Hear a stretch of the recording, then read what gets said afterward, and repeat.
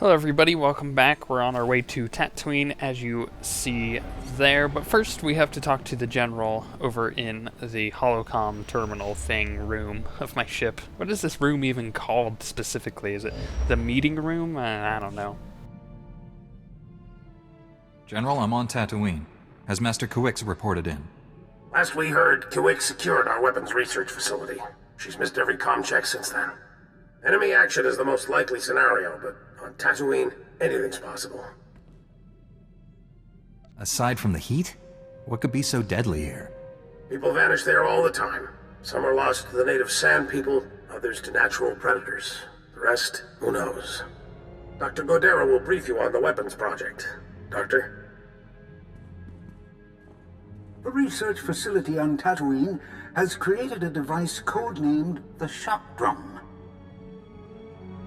The weapon discharges massive ultrasonic vibrations into the ground. It damages enemy fortifications at a microscopic level, quite literally softening them up.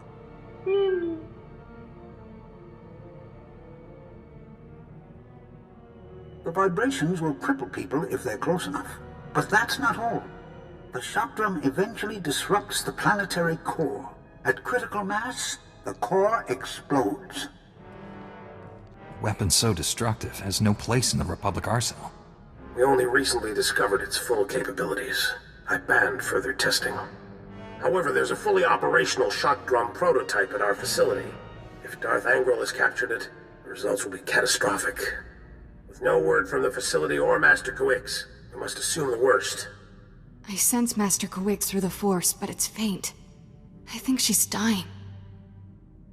Can you feel her surroundings? Where is she? Not sure. Somewhere dark. It's taking everything she has to stay alive. I don't have any Republic contacts there to assist you. You're on your own. Our facility is located in a remote part of the desert. I'm transmitting the coordinates. Good luck. Varsuthra, out. So basically there's just a giant super weapon on this planet and we have to go find it and stop it. It's actually a really cool story, Tatooine is. In fact, I think this is when the Jedi Knight story starts becoming one in its own, and I quite like it a lot. But there is something we need to announce that isn't game-related, right? This is the first time I've had to do this, I think, in this series thus far. But if you're watching this as an archived video, like a long time from now, then you don't really need to know about this. But if you're watching currently on the weekend that this video is actually released, this is important information for you. So basically, the PlanetSide 2 NDA just got released, so we can now make videos on the beta, and I can let you guys know that we have a few people in it, and that we're going to do the best we can to give you a lot of content on that. So over the next week or two, maybe, we'll see quite a bit of content out of that. I may try doing some live streaming stuff in the future for it, but basically what we're going to do is complete walkthrough videos of each of the individual parts of the game, like the certifications or vehicles or facilities, stuff like that. And then we're also going to do a general gameplay video, or a few of them, with me and Garrick, specifically from the Diablo 3 series, so that should be a lot of fun. Expect a lot of those videos this week, so you'll not only get the regular videos that I normally release, you'll also get the PlanetSide videos, so it should be awesome, really, to be able to put that much content out. Haven't done that since the Star Wars beta, so it'll be quite interesting, and I hope you guys check it out. And speaking of Star Wars, though, now we're getting back to this. I'm just finishing up the bonus here. Really, at this point, I don't need the experience. As you could clearly see, I'm pretty much the same level, if not slightly higher than most of these guys. I'm okay with that. I'm okay with kind of pushing ahead, trundling ahead, some might call it, but later on, like when I get to Belmora, I start leveling out with the enemies, and I'm also okay with that. What I end up doing later is I try to do some of the heroic 2+, 4+ missions to balance it out quite a bit, so that way I'm not completely underleveled. My goal was to actually get to 50 without having finished my quests on Corellia, or otherwise known as just pretty much my main story quest, because that's all you guys see. A Jedi? Seabrick? I told you help would come. We'd almost given up hope. Thank you for saving our little family. You're not actually related. Not all families are bound by genetics. Ours was formed by circumstance.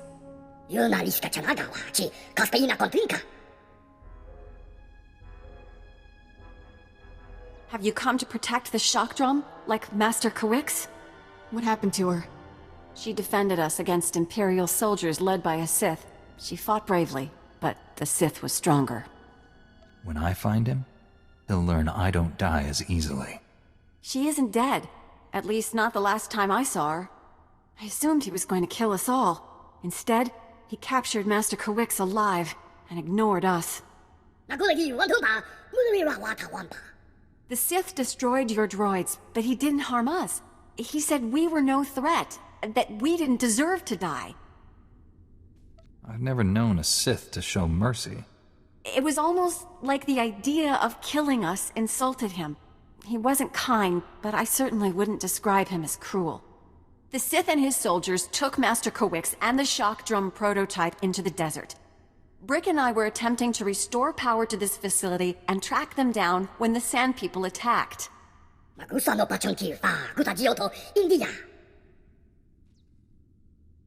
Sand People won't be a problem anymore, but we need to find that weapon. Can you help? This facility can pick up the shock drum's locator beacon, but not until we restore power. The Sith knocked out all our generators during his attack. If you reactivate them, we can find him, Master Kawix, and the shock drum.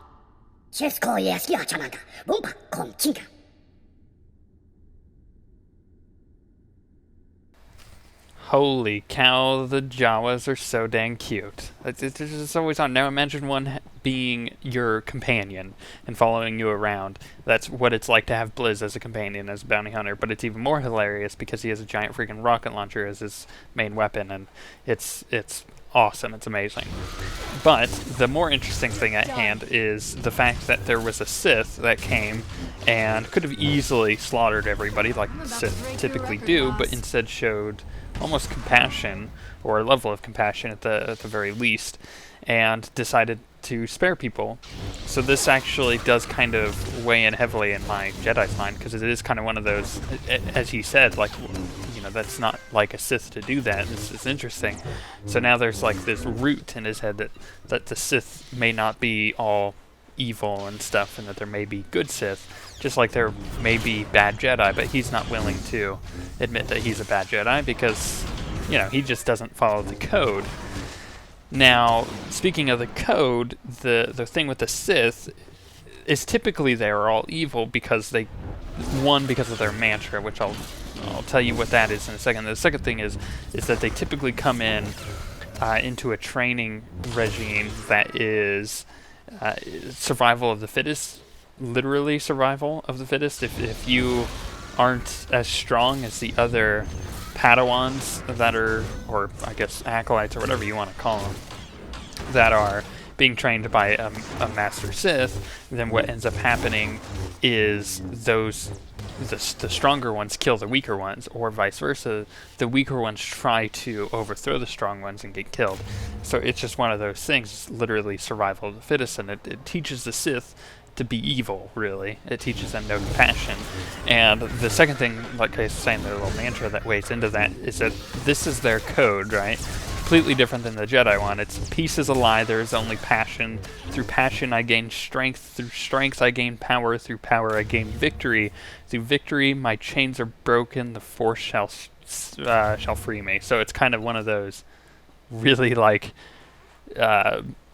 motivational things through intimidation. And I mean, if you think about it for a second, it's almost what my Jedi does. It's kind of his thing. So is he a Sith or is he a Jedi? He's just a Jedi. He doesn't agree with the Jedi code, I guess. Facility power's back online. I'm afraid that's the only good news I have. I just detected the shock drum's locator beacon. The weapon has been activated. If we don't shut it down, the device will soon reach critical mass. When it does, Tatooine's core will explode.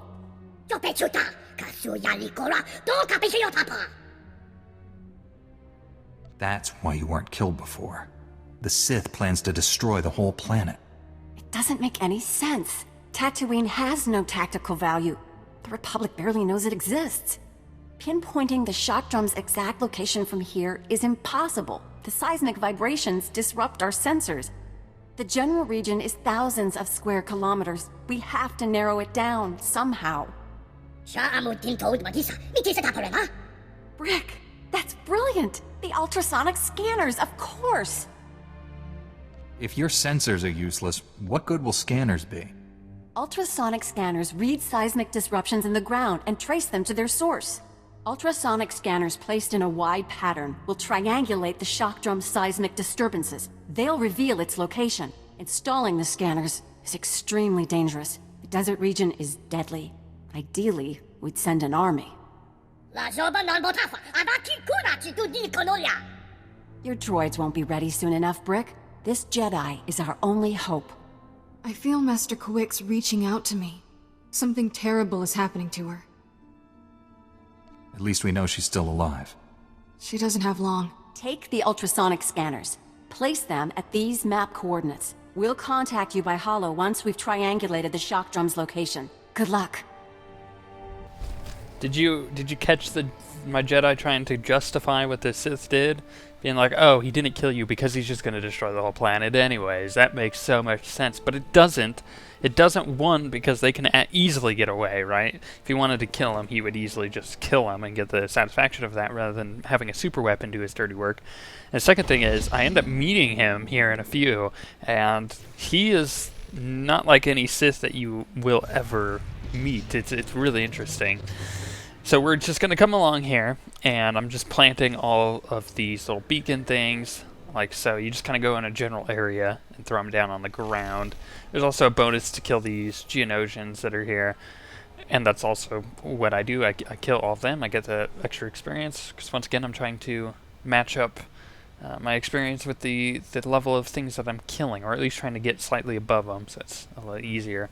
Especially not having a healer companion yet, it's quite difficult to kill harder mobs when I'm not higher level than them. But I guess I'll answer this holo call from probably the chick in the facility.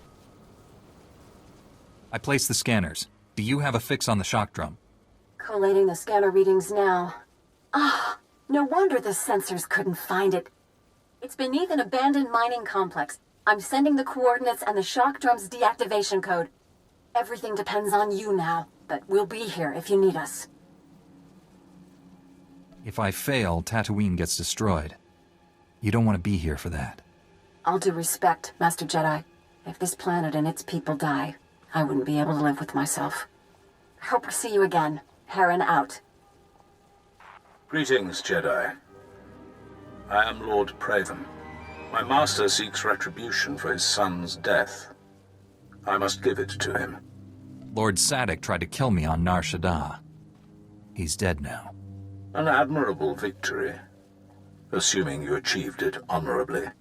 When my master learned you were here, he demanded I activate the shock drum. He'll destroy this entire world. I know you've located the weapon, but that won't be enough. I changed the deactivation code. Lightsabers can deactivate just about anything. The shock drum is ray-shielded. Entering the proper code is the only way. Come, face me. If I win, I've done my duty. If you win, you'll have the new code. Whatever the outcome, we will battle with honor. I await you at these coordinates. See, just instantly you get like a weird vibe from him. Something isn't quite right with him. Something's different about him. And in fact, when I actually get here in person, which is pretty easy because we just kind of walk straight to him, he has literally no guard. He's really expecting an honorable fight out of this. It's one of those things where you kind of respect him as an enemy. And I don't know. I actually didn't know how to respond to him in most cases. I didn't know whether to just try to kill him right up or to be honorable instead. So what I chose was just pretty much based off of intuition at the time, and we'll see how that actually plays out. But I mean, you could see him right over there, just standing all by him lonesome.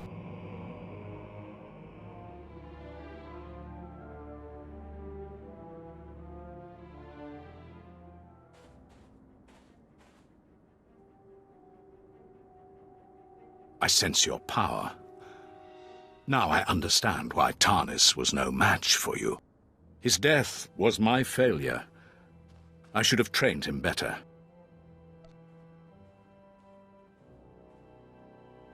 I've fought banthas that were deadlier than Tarnis. You insult my honor. Good. That makes me more powerful. I welcome the end of your kind. The Jedi obsession with my people's extermination must end. Your lust for revenge will destroy this galaxy.